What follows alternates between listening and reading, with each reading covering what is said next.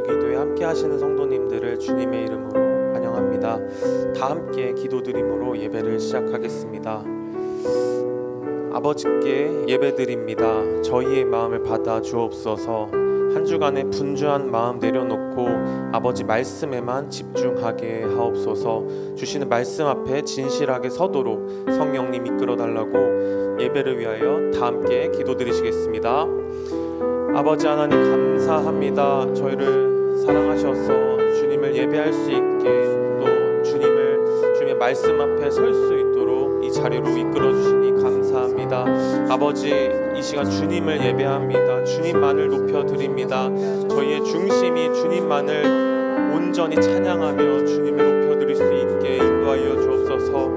한 주간 살면서 여러 가지 분주한 일들로 우리 마음이 주님을 예배하는 것을 방해하지 못하도록 주여 지켜주소서, 이끌어주소서. 이 시간이 온전히 주님께만 올려드리는 시간 될 수 있도록 주님 역사하여 주옵소서. 아버지 이 시간 우리 모두가 주님을 온전히 만나고 경험하는 시간, 주님 앞에서 자유하고 평안 누리는 시간 될 수 있도록 은혜 베풀어 주옵소서. 단순히 매주 반복하는 예배가 아니라 온전히 주님 앞에 온전히 서는 시간 될 수 있도록 역사하여 주옵소서.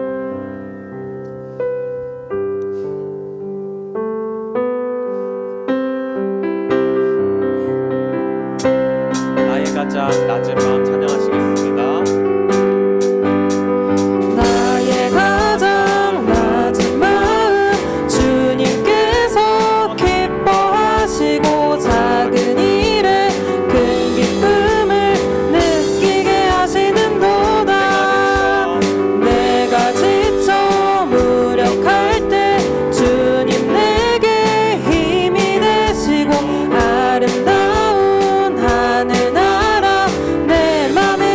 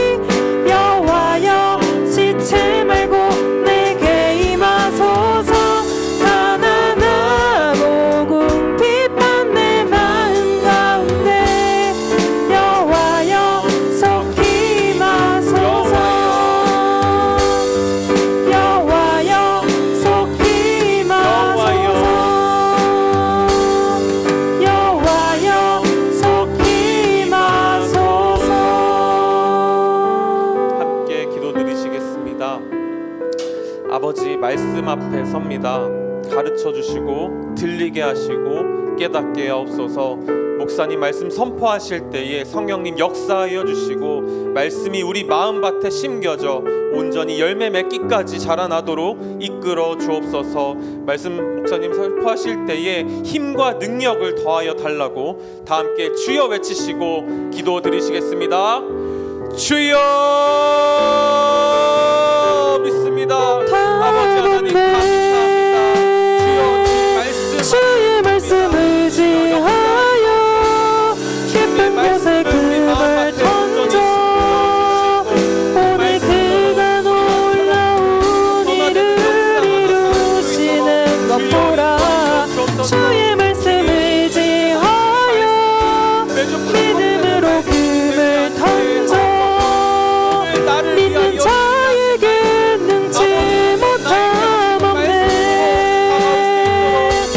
주의 말씀 의지하여 깊은 곳에 금을 던져 오늘 그가 놀라운 일을 이루시는 것 보라.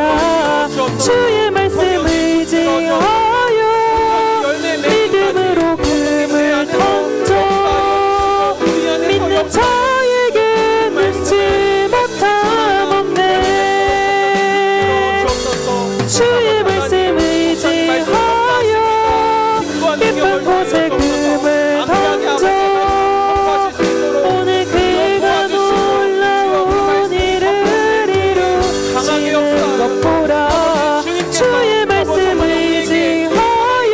의지하여 믿음으로 금을 던져 믿는 자에게 능치 못함 없네. 주의 말씀 의지하여 깊은 곳에 금을 던져 오늘 그가 놀라운 일을 이루시는 것 보라. 주의 말씀 의지하여 믿음으로 금을 던져 믿는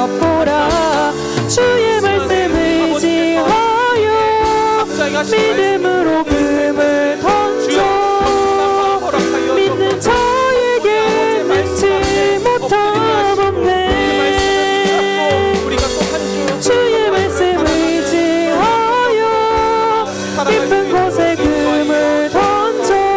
없네.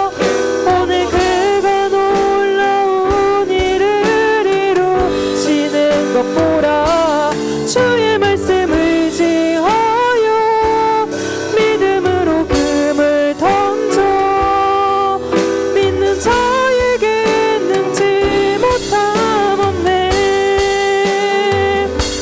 주의 말씀 의지하여 깊은 곳에 금을 던져 오늘 그가 놀라운 일을 이루시는 것 보라. 주의 말씀 의지하여 믿음으로 금을 던져 믿는 자에게 능치 못함 없네.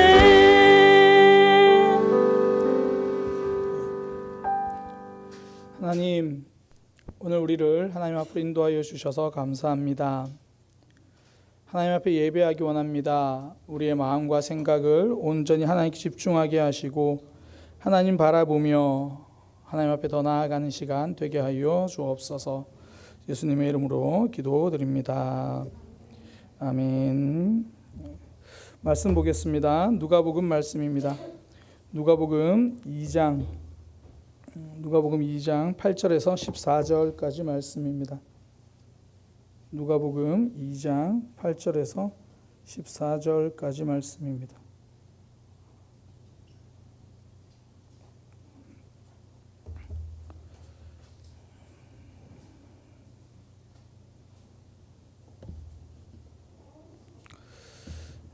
우리 한 목소리로 합독하겠습니다. 그 지역의 목자들이 밤에 밖에서 자기 양떼를 지키더니 주의 사자가 곁에 서고 주의 영광이 그들을 두루 비침에 크게 무서워하는지라. 천사가 이르되 무서워하지 말라. 보라, 내가 온 백성에게 미칠 큰 기쁨의 좋은 소식을 너희에게 전하노라. 오늘 다윗의 동네에 너희를 위하여 구주가 나셨으니 곧 그리스도 주시니라. 너희가 가서 광보에 쌓여 구유에 누여 있는 아기를 보리니 이것이 너희에게 표적이니라 하니라. 호련히 수많은 천군이 그 천사와 함께 하나님을 찬송하여 이르되 지극히 높은 곳에서는 하나님께 영광이요 땅에서는 하나님이 기뻐하시는 사람 중에 평화로다 하니라. 아멘. 한 목소리로 고백하겠습니다. 하나님은 있는 모습 그대로 받아주십니다.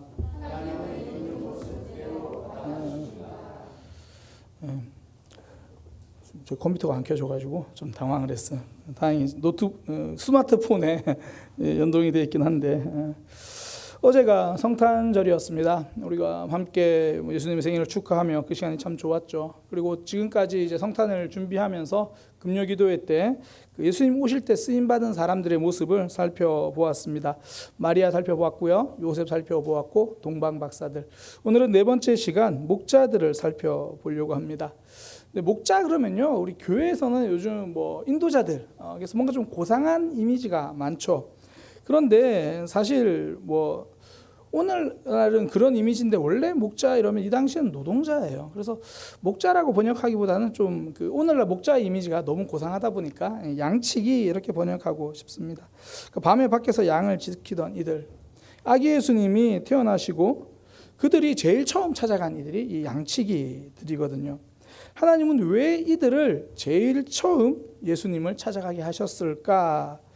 그러니까 하나님이 하신 일은 우연이 없죠. 특히 우리가 성경을 볼 때요, 성경은 모든 사건을 기록하지 않거든요. 그런데 그 가운데서 그 사건이 기록됐다라면 의미가 있는 거죠. 그래서 하나님께서는 왜 양치기들을 제일 처음 그렇게 아기 예수님께 찾아가게 했는가? 이것이 우리에게 주는 메시지가 있다라는 겁니다.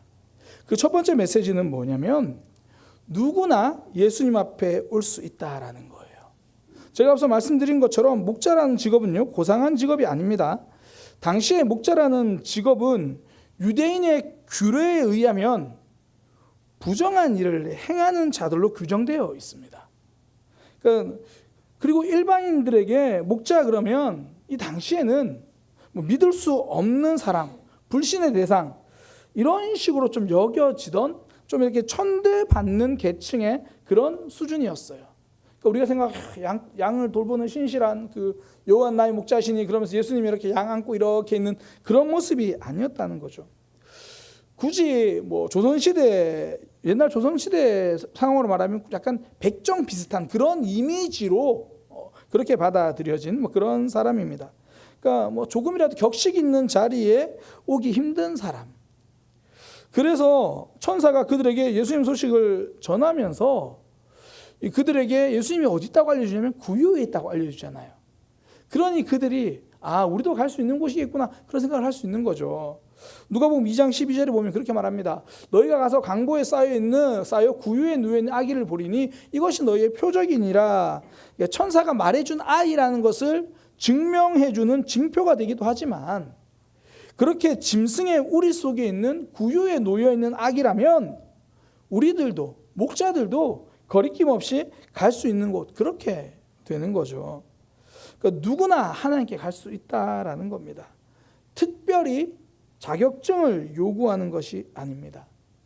우리가 주님 앞에 나올 때 혹시나 예배에 참석하기 위해서는 일단 성경 일독하셔야 됩니다. 성경 퀴즈 대회를 해서 얼마나 잘 맞추는지 그걸로 할 수 있습니다. 그렇지 않아요. 저는 그래서 성가대를 그렇게 좋아하진 않습니다. 실력이 없다고 사람 뽑아주지 않다니요. 저는 그런 경험이 있었거든요. 우리 교회 성탄 예배는 참 감사합니다. 물론 찬양을 다 하고 미안해서 미안합니다라고 고백은 했지만, 신앙은요, 얼마나 실력이 있는가, 그 자격을 보고 검증해서 받아들이거나 그런 게 아니다라는 거죠. 특별한 자격증이 필요한 것이 아닙니다. 요즘 세상은요, 작은 것 하나에도 자격을 요구해요. 어떤 이들은 취업을 하기 위해서 자격증만 2개, 3개 막 준비하는 그런 이들을 봤습니다. 그것도 관련 직업이라고 해서 준비하는 것도 아니고, 우대사항이라고 해서 하나라도 그거 있으면 좀 유리할까봐. 제가 아는 한 사람 중에서도요, 단순히 추가 가산점 때문에 드론 1급 자격증을 취득한 사람이 있어요. 그러니까 관련 직종이 아닙니다. 드론이랑 조금 더 상관없는 직종이에요. 그런데 드론 1급 자격증이 있으면 가산점이 있어가지고 그것 때문에 그걸 준비해요. 그런데 또 취업을 준비한 입장에서는 그것도 너무 귀하죠. 1, 2점으로 떨어지니까. 그러니까 가산점 그거. 세상은요. 이렇게 커트라인 통과하려고 막 몸부림을 쳐야지만 가능합니다. 그 면접을 준비할 때도 그래요. 면접 준비할 때 보면 일단 복장 규정도 다 있잖아요. 이게 거기서 말한 게 아니라 거기 항상 단정한 복장이라 그래요. 그런데 당장 집에 와서 유튜브로 면접 복장 찾아보세요. 양복 색깔까지 말해요. 양복 색깔, 구두 모양, 머리 모양, 뭐 여성들은 이런 머리, 남성들은 이런 머리. 남성들은 이쪽 계열로 직장에 면접 볼 때는 약간 네이비색으로, 이쪽 할 때는 약간 검은색 계열. 유튜브 보면 그런 거 다 이야기해요. 그래서 뭐 들어갈 때 어떻게 들어가라, 어떻게 나오라. 제가 이걸 어떻게 알았을까요? 저도 알고 싶지 않았습니다. 제 조카가 면접을 준비하면서 삼촌 어떻게 해야 돼? 조카가 자꾸 자기 이야기하지 말라 그랬는데 그러면서 어떻게 들어가고 어떻게 나가고 뭐 그런 거 돌밥 준비할 때 어떻게 대처하고 저도 이거 함께 그런 거 보면서요. 직장생활 할 때 이런 게 얼마나 필요할까 그런 생각이 들어요. 뭐 이거 뭐 기본 예의라고 말하지만 그 정도 기본 예의는 합격하고 나서 종이 한 장만 적어줘서 숙제하고 들어가면 되잖아요. 그런데 왜 면접 때 그럴까요? 그러니까 합격시키기 위해서가 아니라 걸러내기 위해서잖아요. 이게 세상의 법입니다. 그런데 우리 하나님은 우리를 걸러내게 하시는 게 아니라 건져내게 하셨죠. 그러니까 누구라도 하나님 앞으로 이끌어 주시고 누구라도 하나님 앞으로 나와 믿음의 백성이 될 수 있도록 하나님 우리 걸러내지 않으셨잖아요. 다 건져주셔가지고 지금 이 자리에 있죠. 오늘 우리가 금요기도에 나와가지고 찬양하고 말씀 듣고 기도할 수 있는 이유 하나님이 받아주셨으니까 가능하죠. 예배실 앞에 딱 들어오면 이제 점검을 하는 거죠. 예전에 우리 코로나 때 왜 그 체크하잖아요. 막 그 온도 체크하고 막 열 있으면 좀 기다려서 다시 한번 재보고 예배 들어오려고. 근데 만약에 예배 딱 들어오려고 하는데 자 성경 몇 번 읽었습니까? 기도 일주일에 몇 번 했어요. 막 그러고 막 회개하지 못한 죄가 몇 가지 있습니까? 막. 자 저기 5분 동안 저기 옆에서 회개하고 오세요. 그런 거 점검하지 않으십니다. 그러니 예배는 흠이 없는 사람이 드리는 게 아니라 부족한 이들이 하나님께 나와 엎드리고 회복시켜 주신 하나님을 경험하는 거죠. 그러니까 예배 드리기 위한 무슨 자격증이 있어야 예배할 수 있는 것이 아니다라는 거예요. 하나님은 그냥 오라고 하십니다. 이사야 55장 1절이잖아요. 오호라 너희 모든 목마른 자들아 물로 나오라. 돈 없는 자도 오라. 너희는 와서 먹되 돈 없이 값 없이 와서 포도주와 젖을 사라. 이게 너무 참 위로가 되고 소망이 되는 말씀입니다.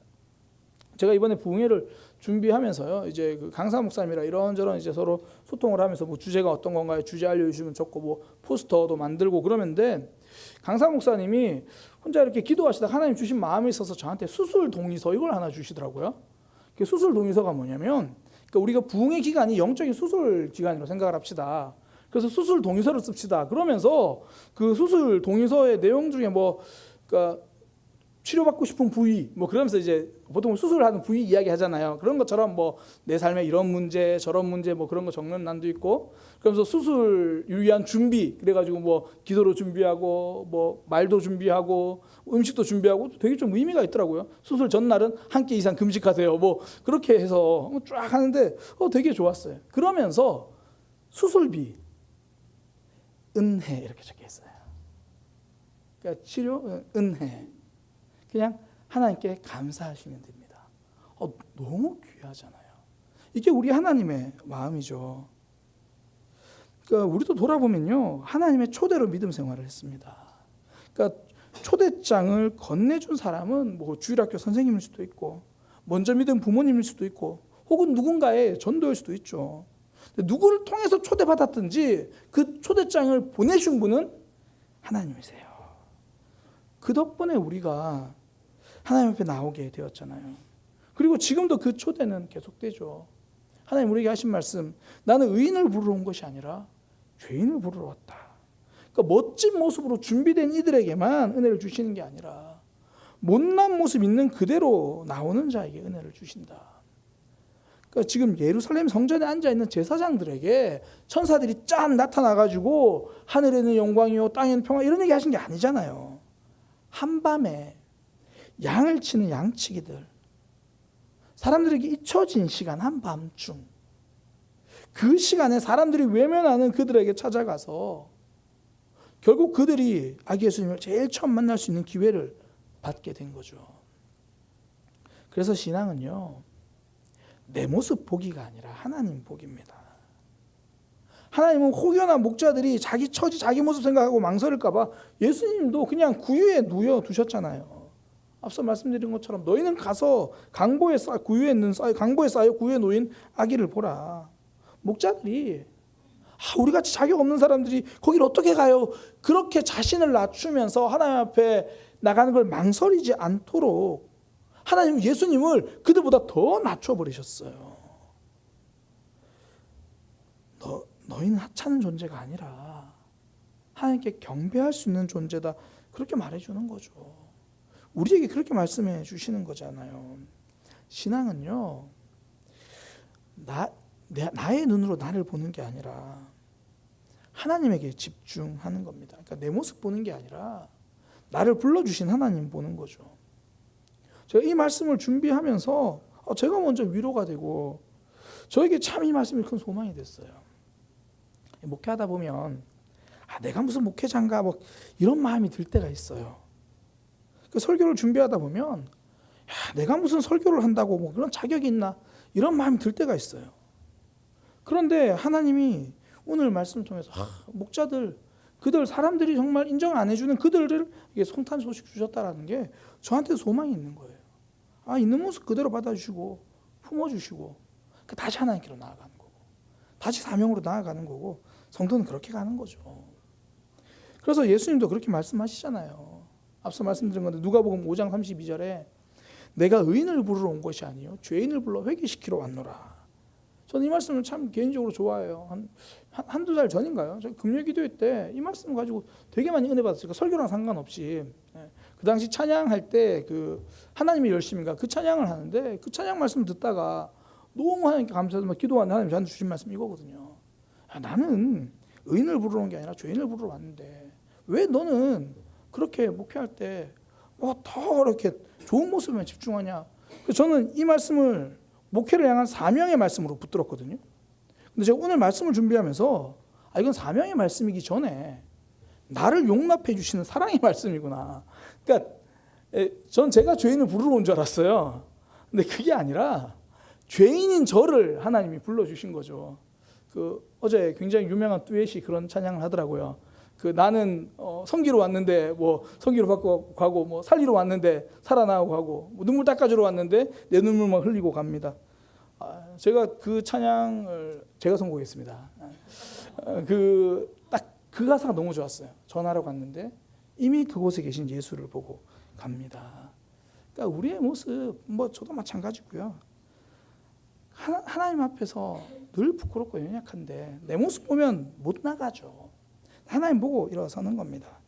그러니까 세상에서 인정받지 못하는 이들, 사람들 눈으로 보면 하나씩 부족한 모습, 스스로도 하나님 앞에 날마다 부끄럽다고 말하면서 나도 모르게 하나님과 자꾸 거리 두려고 하고 있는 모습, 하나님은 그런 우리를 있는 모습 그대로 받아주십니다. 하나님은 성탄의 기쁜 소식을 목자들에게 알려주시는 모습을 통해서 우리에게 다시 말씀하시는 거예요. 하나님은 누구라도 하나님 앞에 나오게 하신다. 그러니 오늘 주님 앞에 나와서 기도하시면 됩니다. 오늘 하나님 앞에 나와서 내 삶을 보여드리면 되는 거죠. 하나님, 내가 이런 모습을 가지고 어떻게 나아갑니까? 하나님 그렇게 말씀하시죠. 그런 모습이니까 나오는 거야.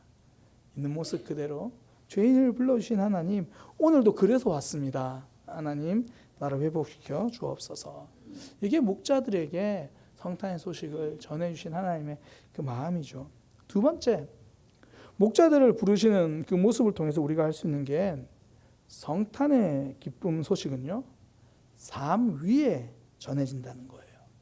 그러니까 천사들은 예수님이 태어나신 소식을 일터에서, 굳이 말하면 야간하고 있는 야근하고 있는 그들에게 소식을 전하잖아요. 목자들에게.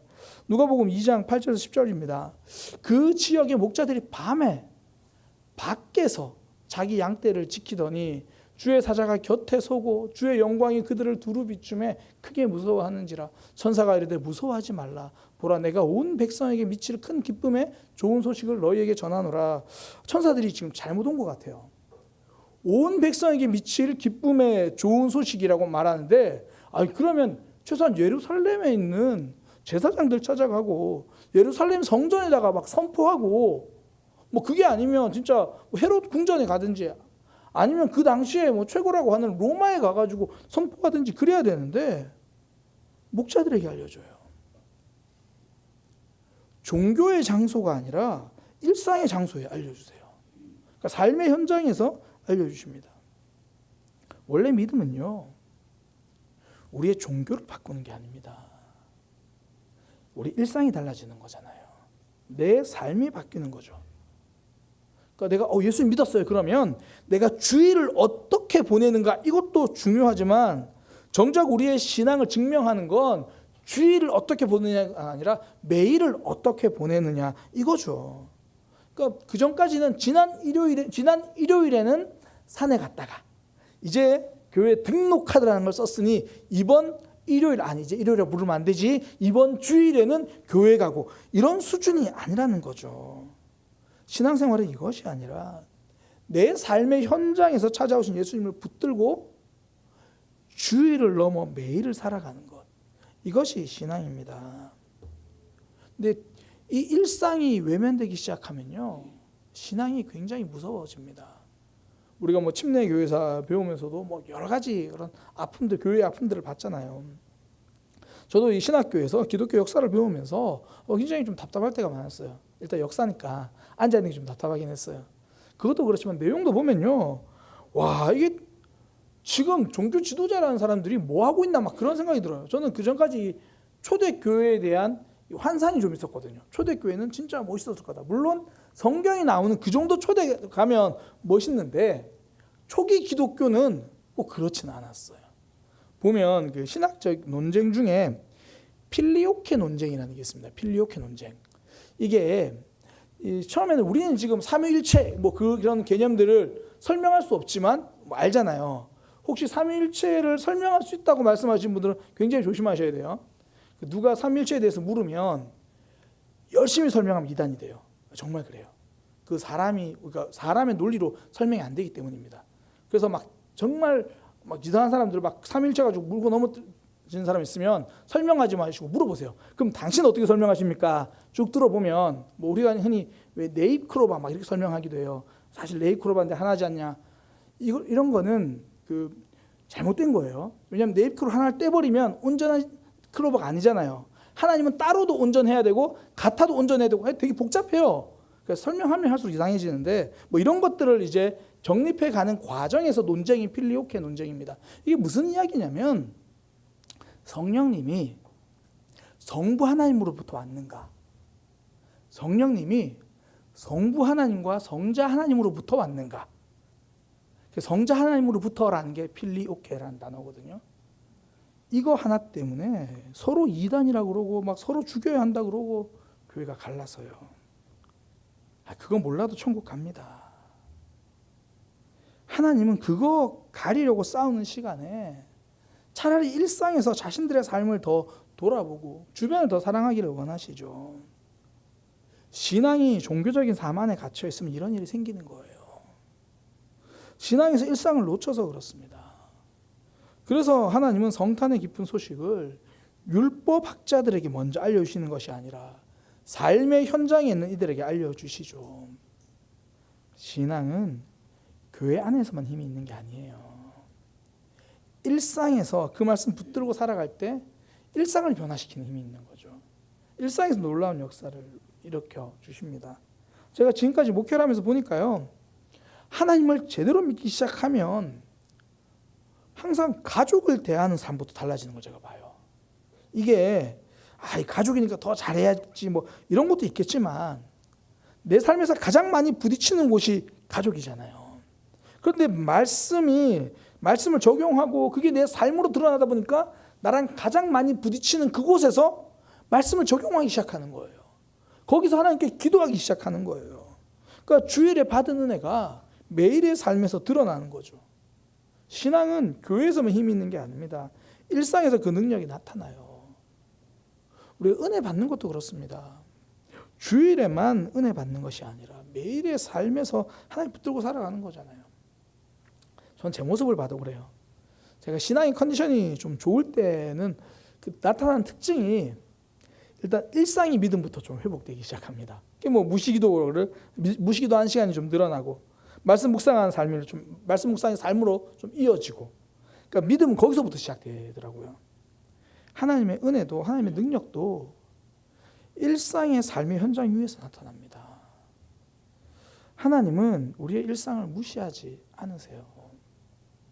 제가 아주 이전에 한번 소개했던 글 같은데 정호성 시인이요, 자기가 쓴 수필에서 예수님의 삶에 대해서 이렇게 쓴 수필이 있습니다. 예수는 나이 30이 될 때까지 대패질과 못질을 하고 산 노동자였습니다. 그의 손은 목수의 일로 생긴 굳은 살이 딱딱하게 박여있는 노동자의 손이었습니다. 그러니까 굳은 살이 박혀있는 손이라는 거죠. 예수의 손에는 십자가에 못 박혀 못자국이 나기 전에 먼저 목수의 일로 생긴 굳은 살이 박혀 있었던 것입니다. 그러니까 예수님의 손은 십자가 못자국만 있는 게 아니라, 그러니까 뭐 그것만 있으면 되지, 뭐 구원하고 나면 되지, 뭐 일상은 중요하지 않아, 그렇게 말한 손이 아니었다는 거죠. 그분도 노동자의 삶을 사셨고요, 일상의 고단함도 아시고, 무엇보다 그분의 말씀은 언제나 일상을 향해 있었습니다. 저는 개인적으로 굳은 살을 박인 손을 참 좋아해요. 제가 대학교 때 계속 현장 일을 계속 했었어요. 방학 때마다. 그러면 제가 전기를 많이 해서 케이블을 당기잖아요. 그럼 하고 나면 막 이게 그 굳은 살을 박이고, 또 어떤 거는 물건을 올리고 내릴 때 이 줄을 잡아야 되니까 그럼 장갑이 금방 헤어져요. 그럼 또 굳은 살이 박이고. 저는 그게 왠지 삶을 열심히 사는 증거 같더라고요. 제가 담임 목사가 되고 나서 이 악수할 때 좀 부끄러워요. 손이 너무 부드럽거든요. 철봉이라도 좀 하든지 해야지. 근데 그 굳은 살 있는 삶을 예수님 먼저 사셨다라는 거예요.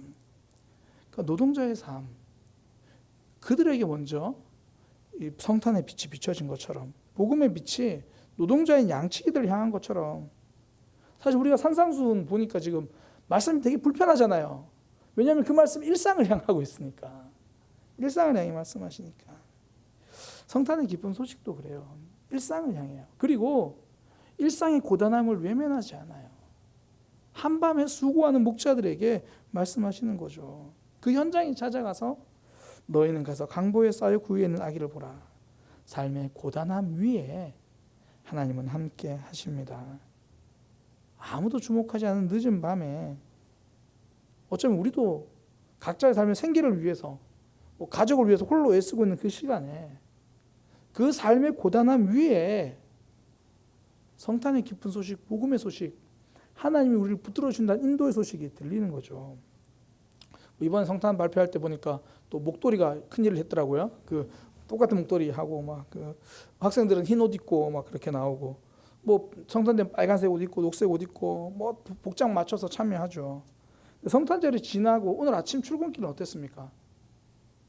너무 추워가지고 뭐 패딩으로 똘똘 싸고 눈만 빼꼼 내놓고 이제 그렇게 가신 분들이 많을 거예요. 성탄에서는, 성탄절에는 이쁜 옷 입고 나오지만 일상에서는 작업복 입고 가잖아요. 그렇게 우리는 하루를 살아왔어요.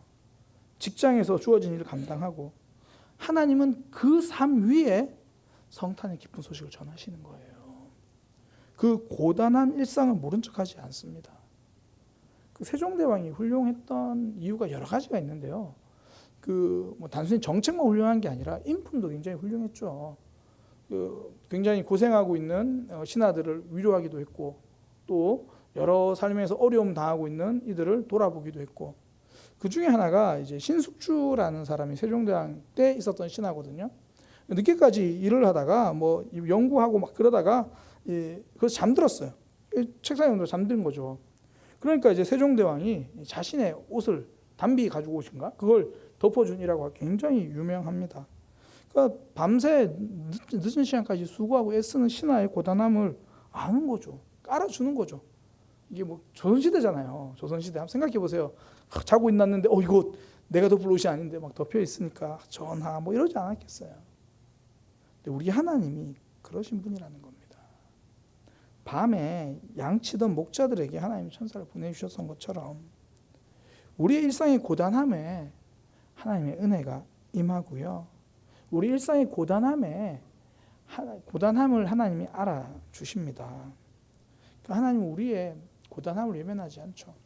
누가복음이 특히 그런 부분들이 참 잘 강조돼서 나타나요. 누가복음에만 독특하게 예수님과 베드로가 만나는 장면에서 베드로의 고단한 삶을 주목합니다. 누가복음에만 나와요. 그러니까 베드로가 밤새 수고했는데 한 마리도 못 잡았다는 그 이야기 있잖아요. 그게 누가복음에만 나와요. 저는 그 장면이 이 목자들이 밤새 양을 돌본 이 장면과 굉장히 많이 이렇게 연결되어 보여요. 그때 베드로가 고백한 게 그거잖아요. 우리가 밤이 새도록 수고하였으되 한 마리도 못 잡았다. 근데 예수님은 그때 지금 내가 이 땅에 왔는데 그게 뭐가 중요해? 그냥 날 따라가자 이렇게 말씀하지 않아요. 먼저 빈 그물부터 채워주십니다. 빈 배로 실망하고 있는 그들에게 그 배부터 만선으로 만들어 주시는 거예요. 고단한 삶을 풍성한 삶으로 만들어 주시겠다는 약속이죠. 참 재미있죠. 그걸 경험한 베드로의 시선은 오히려 달라져요. 만선이 된 배는 뒤로 하고 예수님을 따르기 시작하죠. 내 삶을 다 아시는 예수님, 나의 고단함을 만지시고 내게 진짜 평안과 풍성함을 주시는 그분을 따라 나섭니다. 이게 신앙이죠. 흔히 왜 주일과 일상은 단절이 아니다라는 얘기를 많이 하잖아요. 그래서 주일이 한 주의 시작이다. 주일 예배 마치며 월요일부터 믿음으로 살아가는 거다. 이렇게 이야기를 하죠. 저는 성탄절도 동일하게 말씀드리고 싶어요. 오늘이 딱 12월 26일이에요. 성탄이 지난 날입니다. 그러면 이제 내년 성탄까지는 364일 남았나요? 그렇지 않습니다. 12월 26일은 다음 성탄을 기다리는 날이 아니라 이제 성탄을 일상에서 누리는 날입니다. 우리의 삶에 찾아오시는 그 예수님을 일상에서 누리는 거죠. 오늘 성탄에서 쓰임받은 사람들 네 번째 목자들의 모습을 살펴보았습니다. 하나님은 왜 목자들에게 성탄의 소식을 주셨고 왜 그들이 제일 처음 아기 예수님을 만나게 하셨을까? 누구라도 나올 수 있다는 거죠. 우리에게 하신 말씀입니다. 그러니 내 모습 보지 말고 나를 불러주시는 하나님 바라보며 주님 앞에 나와 기도하는 오늘 이 저녁 시간 되기를 소망합니다. 또 하나 목자들의 그 야근하고 있는 그 밤에 그들을 찾아오신 하나님, 일상에 역사하시고 일상에서 일하시고 그 고단함을 외면하지 않으신 하나님, 오늘 기도할 때 그 하나님의 위로, 그 하나님 주신 새 힘을 경험하는 그 시간 되기를 소망합니다. 기도하겠습니다. 하나님, 우리의 삶에서 하나님이 주시는 그 힘, 일상에서 역사하시는 그 하나님을 붙들고 살아가는 삶 되게 하여 주옵소서. 우리의 모습만 보면 한없이 부족하고 한없이 연약합니다. 그러나 이런 우리도 하나님께서 건져주시고 초대해 주셔서 주님 앞에 나아오게 하셨습니다. 죄인을 부르러 오신 그 예수님, 그 덕분에 오늘도 하나님 앞에 섭니다. 하나님, 내 모습 보지 않고 하나님의 부르심을 보며 살아가게 하여 주옵소서. 예수님의 이름으로 기도드립니다. 아멘. 우리 함께 찬양하겠습니다. 오늘 앞서 설교 때 말씀드렸던 그 베드로를 부르셨던 그 장면이 찬양으로 되어 있는 건데요. 전능하신 나의 주 하나님은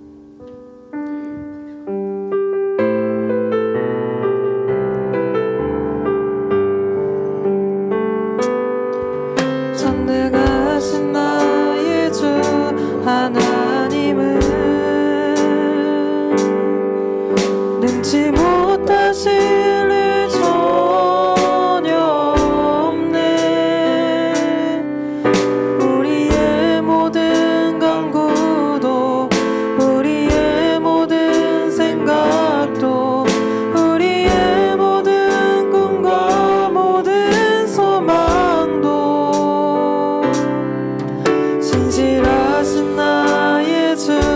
하나님은 우리의 모든 괴로움 바꿀 수 있네. 불가능한 일 행하시고 죽은 자를 일으키시니 그를 이길 자 아무도 없네. 주의 말씀 의지하여 깊은 곳에 금을 던져 오늘 그가 놀라운 일을 이루시는 것 보라. 주의 말씀 의지하여 믿음으로 금을 던져 믿는 자에게 능지 못함 없네. 전능하신 나의 주 하나님은 능지 못하실 일 전혀 없네. 우리의 모든 간구도 우리의 모든 생각도 우리의 모든 꿈과 모든 소망도 신실하신 나의 주 하나님은 우리의 모든 괴로움 바꿀 수 있네. 불가능한 일 행하시고 죽은 자를 일으키시니 그를 이길 자 아무도 없네. 주의 말씀 의지하여 깊은 곳에 금을 던져 오늘 그가 놀라운 일을 이루시는 것 보라. 주의 말씀 의지하여 믿음으로 금을 던져 믿는 자에게 능지 못함 없네. 주의 말씀 의지하여 깊은 곳에 금을 던져 오늘 그가 놀라운 일을 이루시는 것 보라. 주의 말씀 의지하여 믿음으로 금을 던져 믿는 자에게 능지 못함 없네. 우리 이 시간 먼저는 들은 말씀을 기억하면서 함께 기도하기 원합니다. 누구라도 주님 앞에 나오라고 받아주시겠다고 말씀하신 하나님, 오늘도 내가 주님 앞에 엎드리고 주님 앞에 나아가는 시간 되게 하여 주옵소서. 내 모습 보지 않고 나를 불러주신 하나님 바라보며 이 시간 기도하는 그런 우리의 모습 되게 해달라고 기도하시고요. 하나님, 우리 일상에서 신앙이 드러나기 원합니다. 우리 삶의 현장에서 복음이 드러나기 원합니다. 우리의 삶의 현장 고단함을 아시는 하나님, 우리의 삶의 모든 아픔들 고단함을 주님 앞에 들고 나아가 하나님이 우리 일상을 회복시키시고 일상을 변화시키는 것을 경험하고 만나기, 그런 하나님을 만나기 원합니다. 주님 인도하여 주옵소서. 우리 들은 말씀을 기억하면서 함께 기도하겠습니다. 주여 한번 외치고 함께 기도합니다. 주여 능지 못함 없네. 주의 말씀 의지하여 깊은 곳에 금을 던져 오늘 그가 놀라운 일을 이루시는 것 보라. 주의 말씀 의지하여 믿음으로 금을 던져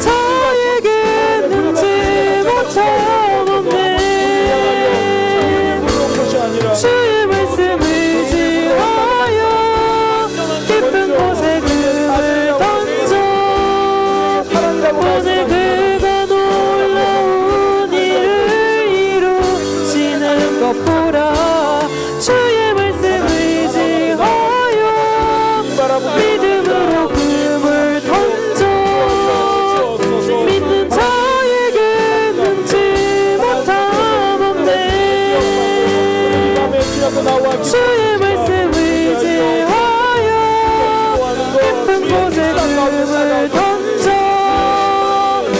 오늘 그가 놀라운 일을 이루시는 것 보라 주의 말씀을 의지하여 믿음으로 금을 던져 믿는 자에게 능치 못함 없네 주의 말씀을 의지하여 깊은 곳에 금을 던져 오늘 그가 놀라운 일을 이루시는 것 보라 주의 말씀을 의지하여 믿음으로 금을 던져 믿는 자에게 능치 못함 없네. 우리 이 시간 주일 예배를 위해서 기도하기 원합니다. 먼저는 우리 주일 예배 오래도록 참석하지 못한 지체들, 우리가 생각하는 지체들이 있을 거예요. 하나님, 그들의 삶에 여러 상황이 있겠지만 부르신 하나님을 기억하고 기다리신 아버지의 마음을 기억하여 주님 품으로 나오게 하여 주옵소서. 예배자리를 떠나던 이들이 예배자리로 돌아오는 주일 예배가 되게 하여 주옵소서.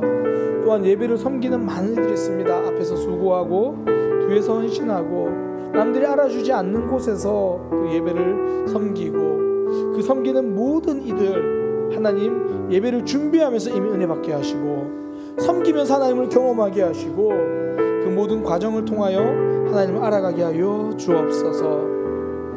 무엇보다 우리가 예배를 위해서 기도할 때요, 우리 각자의 예배를 위해서 기도하기 원합니다. 하나님, 나의 예배가 회복되게 하여 주옵소서. 나의 예배가 살아나게 하여 주옵소서. 다른 거 몰라도 예배 시간에 하나님을 경험하고 하나님의 은혜를 붙들고 하나님의 말씀 앞에서 어쩔 줄 몰라 하는 그 하나님 앞에 온전히 예배하는 신앙 되게 하여 주옵소서. 우리 이 시간 예배를 위해서 주여 한번 외치고 함께 기도하겠습니다. 주여, 하나님, 주의 말씀을 의지하여 깊은 곳에 금을 던져 오늘 그가 놀라운 일을 이루시는 것 보라 주의 말씀을 의지하여 믿음으로 금을 던져 믿는 자에게 능치 못함 없네 주의 말씀을 의지하여 깊은 곳에 금을 던져 오늘 그가 놀라운 일을 이루시는 것 보라 주의 말씀을 의지하여 믿음으로 금을 던져 믿는 자에게 능치 못함 없네 주의 말씀을 의지하여 깊은 곳에 금을 던져 오늘 그가 놀라운 일을 이루시는 것 보라 주의 말씀을 의지하여 믿음으로 금을 던져 믿는 자에게 능치 못함 없네 주의 말씀을 의지하여 깊은 곳에 금을 던져 오늘 그가 놀라운 일을 이루시는 것 보라 주의 말씀을 의지하여 믿음으로 금을 던져 믿는 자에게 능치 못함 없네 주의 말씀을 의지하여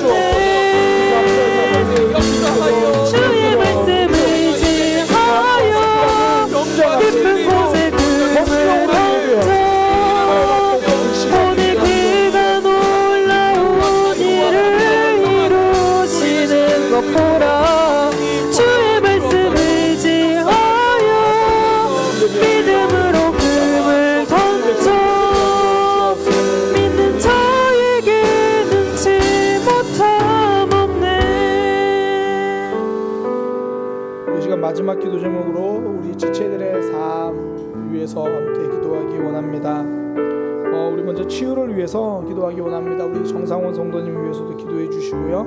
우리 손성진 집사님 이제 오늘 병원에 입원하셨고 내일 항암 치료를 하게 됩니다. 제가 매주 이제 손성진 집사님 만나서 함께 대화도 하는데 손성진 집사님이 많이 불안해하세요. 저는 그때마다 드리는 말씀이 당연하다. 갑자기 그런 소식 들었는데 그것이 어떻게 그 짧은 시간에 극복이 되겠나. 제가 이번에는 그 말씀 드렸어요. 그 사람의 신발을 신어보지 않고 그 신고 심리를 가보지 않고는 그 사람의 삶에 대해서 말할 수 없다. 목사인 저도 아마 그 상황이 되면 어쩌면 좌절해서 무너질 수도 있다. 하나님, 우리 손성 집사의 마음을 더 하나님의 마음을 굳건하게 하여 주옵소서. 그렇게 함께 기도하고 그랬는데요. 오늘 병원에 입원했잖아요. 아마 의사 선생님께 그런 얘기를 좀 하셨는 것 같아요. 근데 의사 선생님이 지난번에 검사 결과를 다시 그림으로 그려주면서 선명하게 설명해 주시는데 저희도 좀 줄었다고 알았잖아요. 9cm가 5cm로 줄었대요. 그리고 피검사 결과로는 암 수치가 거의 정상처럼 나온 그런 수치였대요. 지난번에. 그러니까 하나님이 저는 주시는 위로라고 생각합니다. 앞으로도 또 내일 또 항암치료 또 그 과정에서도 하나님께서 집사님의 삶과 우리 교회와 기도하는 모든 이들에게 하나님의 역사와 기적을 경험케 하여 주옵소서. 또 우리 정상원 형제를 위해서도 계속 기도해 주시고요. 또 우리 자녀들의 앞길을 위해서 또 기도하기 원합니다. 이제 수능 친 아이들은 본격적으로 원서를 쓰게 되고 또 1월달에 예지 같은 경우는 또 실기를 하게 되고요. 또 임용고시 또 1차 시험 합격한 이들이 있습니다. 서현이가 1차 시험 합격해가지고 1월 20일, 21일에 2차 시험이 있어요. 이거 수업을 직접 시연해야 되거든요. 되게 두려워 떨릴 것 같은데 또 우리 자녀들 앞길 하나님 붙들어 주시고 인도하여 주옵소서. 그 외에도 우리가 지체들의 삶 우리 각자 알고 있는 것도 있고 우리 하나님만 아시는 것도 있을 거고요. 하나님 그들의 삶의 아픔과 문제를 주님께서 응답하여 주시고 해결하여 주옵소서. 그렇게 위해서 기도해 주시고 오늘부터 이제 우리 부흥회를 위해서 하나님 큰 은혜 허락하여 주옵소서. 강사님과 우리 자신을 위해서 그렇게 기도하고 각자 가지고 오신 기도 제목 가지고 우리 충분히 기도하다 돌아가겠습니다. 주여 한번 부르고 함께 기도하겠습니다. 주여 깊은 곳에